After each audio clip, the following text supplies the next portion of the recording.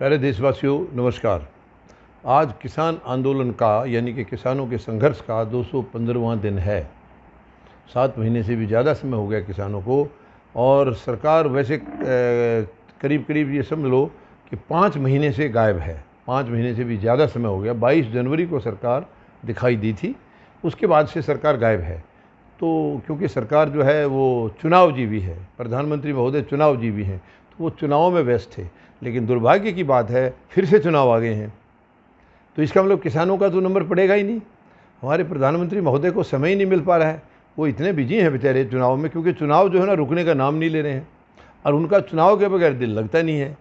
वो आए हैं भारत की गद्दी पर, राजगद्दी पर बैठे हैं केवल चुनाव के लिए। धांधलेबाजी, चुनाव और मतलब भ्रष्टाचार की तो क्या कहें, भ्रष्टाचार में इन्होंने सबका नंबर काट दिया है। तो अब ये मुझे तो बड़ी दिक्कत हो रही है किसानों की तरफ, जब मैं सोचता हूँ कि उनका क्या होगा। क्योंकि ये चुनाव कहीं फरवरी मार्च में अगले साल जाके पूरे होंगे।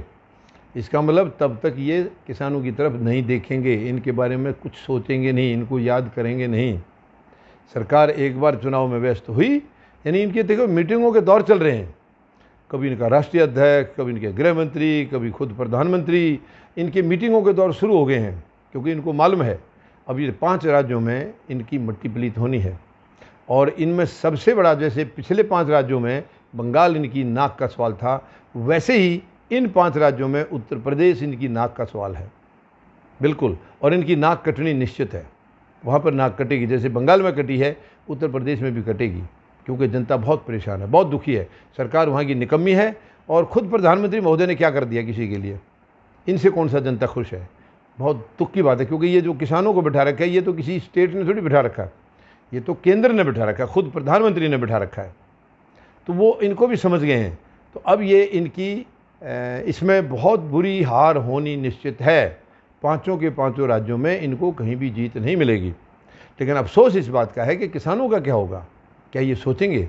तो इस वक्त में मैं किसानों को यही निवेदन करूँगा, आप भी इनके पीछे पीछे लग जाइए। आप यहाँ कुछ लोगों को यहाँ छोड़ दीजिए, और बाकी लोगों को ये जहाँ जहाँ चुनाव कर रहे हैं वहीं वहीं आप भी करिए। ये जहाँ जहाँ इनके पीछे पीछे आप पहुँच जाओ, उसी जगह उसी स्टेज पर। बहुत बढ़िया है, लेने के देने पड़ जाएंगे इनको, नहले पर दहला। ये कोई गलत काम नहीं है, मैं गलत सलाह नहीं दे रहा हूँ किसानों को।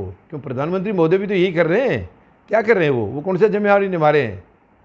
क्या उनका फ़र्ज़ नहीं है, किसान सारे देश का यहाँ बैठा है, तो उनकी पीड़ा को हल किया जाए, उनकी पीड़ा को दूर किया जाए। ये तानाशाह आगे बैठ गए पिछले 7 साल से। इससे पहले क्या देश चला नहीं है क्या? देश तो इससे पहले चल रहा है, 74 साल से चल रहा है, जिसमें 7 साल इनके हैं। तो अब मैं किसानों से ये अपील करूंगा, हालांकि किसान रणनीति अपनी बदल रहे हैं। उनकी आज मीटिंग हो रही है, संयुक्त किसान मोर्चा की आज मीटिंग है, और उसमें ज़रूर बहुत कड़े फैसले लिए जाएंगे। कड़े फैसले होंगे, मगर किसान कोई खून खराबा नहीं करेंगे, कोई गलत हरकत नहीं करेंगे। क्योंकि किसान ऐसा काम कभी नहीं कर सकता। किसान अपने हाथ से सबको रोटी खिलाता है कमा करके, तो वो किसी के साथ बुरा नहीं करेंगे। और यही वजह है कि सरकार जो है इनकी नहीं सुन रही है। सरकार, क्योंकि इसके 2 कारण हैं। एक तो सरकार चुनी हुई नहीं है। अगर जनता की चुनी हुई होती तो उसको डर लगता कि हम गलत काम करेंगे तो फिर जो है ना अगली बार आएंगे नहीं। तो उनको मशीन से चुना गया है, तो मशीन उनके पास ऑलरेडी है। तो ये बड़ी दुख की बात है कि जनता के प्रति ये बिल्कुल जवाबदेही समझ नहीं रहे अपनी। ये दुर्भाग्य की बात है, और ये इस देश के लिए सूटेबल नहीं है। हमारे देश में तानाशाही की कोई जगह नहीं है।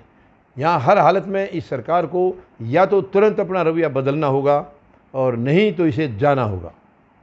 जैसे आप सबको याद होगा 1977 में जब जनता गवर्नमेंट आई थी, जनता पार्टी की, तो उस टाइम श्री जयप्रकाश नारायण जी ने कह दिया था, ललकारा था सरकार को, उस वक्त की सरकार को, कि सिंहासन खाली करो, जनता आती है।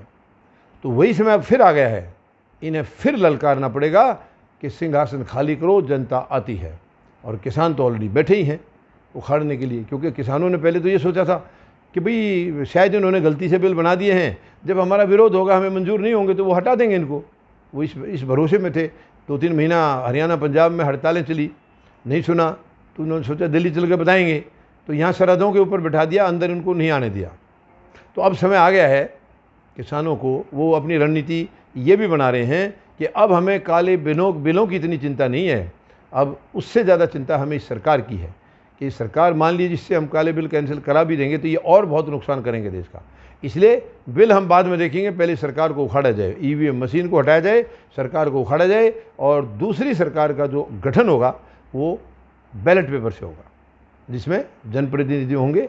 वो इनकी तरह गुंडे बदमाश नहीं होंगे। इनकी पार्टियों में तो गुंडे बदमाश को टिकट दिया जाता है और दिया नहीं जाता, टिकट बेचा जाता है। इस तरीके से नहीं होगा। अब फौजी जनता पार्टी का नियम है कि हम उम्मीदवार जनता से लेते हैं, कंस्टिट्यूंसी के जो लोग हैं उनसे उम्मीदवार लेते हैं और उसमें गरीब, मजदूर, जवान, किसान ये सब जनप्रतिनिधि के तौर पर चुन के जाएंगे। तब ये सच्ची सरकार बनेगी, देश के प्रति, जनता के प्रति जवाबदेह होगी और वो भारतवर्ष का नाम दुनिया में नंबर 1 पर लाएगी। धन्यवाद। जय जवान, जय किसान, जय हिंद।